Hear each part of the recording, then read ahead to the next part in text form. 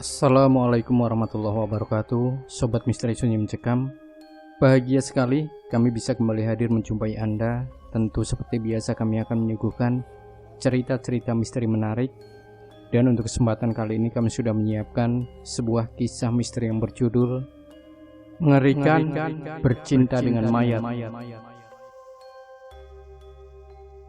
Cerita yang ingin saya bagikan adalah bagaimana susahnya mencari pekerjaan, apalagi kalau tidak mempunyai uang dan kondisi. Ketika saya masih di bangku kelas 3 SMA dan ingin sekali kuliah di perguruan tinggi, tapi sayang usaha ayah saya hancur karena kecanduan bermain judi. Ibu saya menjalankan tugas sebagai ibu rumah tangga, dan kemudian saya masih mempunyai adik-adik dan mereka juga ingin menuntut, ingin menikmati dunia pendidikan. Karena benturan biaya, akhirnya saya dengan berat hati tidak bisa melanjutkan ke perguruan tinggi. Tetapi setelah saya renungkan, akhirnya saya ikhlas dengan harapan mungkin suatu saat nanti saya masih ada kesempatan untuk kuliah. Sebagai lulusan SMA tidaklah mudah mencari pekerjaan, dan setelah melamar ke sana ke sini, akhirnya saya dapat pekerjaan di pabrik. Bekerja di pabrik bukanlah pekerjaan yang ringan, apalagi undang-undang tentang perburuhan di Indonesia masih belum maju, sehingga hak-hak kaum buruh kurang diperhatikan. Tapi bagaimanapun, saya tetap bersyukur karena mempunyai penghasilan dan bisa membantu kebutuhan keluarga, termasuk menolong biaya sekolah adik-adik saya. Sekian tahun saya bekerja di pabrik, ternyata pabriknya bangkrut, dan saya pun kehilangan pekerjaan. Dan tidak lama kemudian saya mendapatkan pekerjaan di pabrik juga yang bergerak di bidang yang lain. Tetapi gajinya tidak terlalu besar, dan saya harus bertahan hingga ada pekerjaan yang lebih baik. Tidak berselang lama saya mendapat pekerjaan di rumah sakit, dan awal mulanya saya sebagai tenaga serabutan di dapur rumah sakit. Karena di dapur sudah kebanyakan orang, maka saya ditawari untuk mengisi kekurangan karyawan di ruang otopsi, yang pekerjaannya menyangkut dengan seputar bersih-bersih ruangan tersebut. Sebenarnya saya tidak mau, tetapi kalau mengingat susahnya mencari pekerjaan, maka amat disayangkan jika kesempatan ini dilewatkan. Sebenarnya saya bukan seseorang yang penakut, tapi karena saya juga menyukai film yang berjenis horor. Tetapi film-film seperti ini sangat seru dan bikin jantungan. Setelah saya mengawali beberapa hari di ruang bedah mayat, ternyata ngeri juga. Masih mending kalau melihat mayat yang masih utuh. Misalnya saya orang yang sakit dan akhirnya meninggal dunia. Tetapi kalau melihat mayat-mayat dari orang-orang yang mengalami kecelakaan lalu lintas, ngeri juga. Bisa dibayangkan kalau melihat mayat yang kepalanya remuk akibat kecelakaan lalu lintas yang berada di ruang bedah, kemudian dilakukan pembedahan untuk mengidentifikasi penyebab kematiannya tersebut. Misalnya orang yang meninggal karena kecelakaan, kekerasan, meninggal secara mendadak, atau yang meninggal secara mencurigakan. Walau tugas saya hanya mencakup urusan kebersihan, tetapi saya juga sering melihat ahli forensik yang didampingi oleh dokter-dokter yang masih menempuh pendidikan dan sedang menjalankan tugas ini.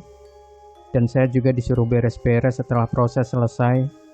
Darah adalah pemandangan yang akrab di mata. Kemudian saya melihat bagaimana mayat dibedah, diambil organnya, diperiksa dan ditimbang.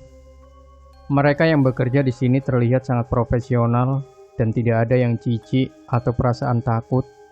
Bahkan mereka begitu santai dan kadang sambil mendengarkan musik untuk menghilangkan kejenuhan. Sebenarnya bagi mereka yang tidak biasa di ruang bedah mayat, suasananya memang sangat horor sekali. Ruangannya dingin yang bikin bulu kuduk berdiri, dan baunya kadang amis atau anyir, apalagi kalau pada malam hari. Jangankan orang luar, karyawan rumah sakit saja kadang takut kalau lewat ruang bedah mayat pada malam hari. Beberapa hari saya bekerja di ruang otopsi, saya jadi tidak selera makan daging. Kalau sebelumnya saya paling suka sekali makan pakai daging, tiba-tiba saja mual jika melihat daging. Kalau sebelumnya saya paling suka melihat film bertema horor yang ada hantu dan pocongnya, tiba-tiba malah merinding kalau melihat film-film seperti itu. Dan kemudian saya juga sering mimpi yang aneh-aneh. Pada suatu malam saya harus kembali ke tempat kerja karena HP saya ketinggalan. Saya 3 hari libur sehingga saya memutuskan untuk mengambil HP tersebut. Sesampainya di dekat ruangan, suasananya sangat sepi. Biasanya ramai juga, apalagi kalau ada kecelakaan yang memakan korban jumlahnya banyak. Udara di luar terasa sedikit gerah, tetapi di dekat pintu sudah berkurang. Dan ketika saya memasuki ruangan, tiba-tiba saja saya dikejutkan dengan sesuatu yang jatuh yang menimbulkan suara keras. Jantung saya terasa hampir copot. Kemudian nafas saya terasa semakin cepat. Kaki saya ragu untuk melangkah ke depan dan hampir saya membalikkan badan. Tiba-tiba terdengar suara, "Belum habis baksoku tumpah dan pentolnya jadi kotor nih." Ternyata itu suara rekan kerjaku. Maklum dia itu orangnya cuek bebek, suka makan bakso dan tidak peduli dengan suasana di sekitarnya. Walau terkadang dia tidak terlalu menghiraukan sekitarnya. "Dicuci kan belum 5 menit. Imbuhnya. "Pentol enak begini mau dibuang, sayang lah." Tambahnya sambil memasukkan pentol bakso ke mulutnya. Tetapi ketika saya menyapanya, dia seperti salah tingkah dan bilang sesuatu yang tidak saya mengerti. Setelah itu dia berbasa-basi dengan saya. Tetapi mata saya sempat melirik ke arah beberapa meter dari dia. Ternyata ada rekan kerja yang lain yang sibuk merapikan celananya. Saya menduga rekan saya tersebut habis memperkosa mayat wanita. Dan sebelumnya saya tidak percaya dengan bualan rekan saya yang sedang makan bakso tersebut, bahwa mereka sudah pernah makan potongan jantung mentah agar nyalinya menjadi besar dan tidak menjadi penakut, atau bercinta dengan mayat wanita yang masih perawan. Bahkan konon, mereka sering mencari informasi apakah wanita yang meninggal tersebut masih perawan. Tetapi ada juga yang bilang tidak perlu masih perawan. Dengan rekan yang habis bercinta dengan mayat tersebut, saya tidak berbasa-basi, karena dia berpura-pura menyibukkan diri dengan sesuatu. Tidak lama setelah HP di tangan saya pun bergegas pulang.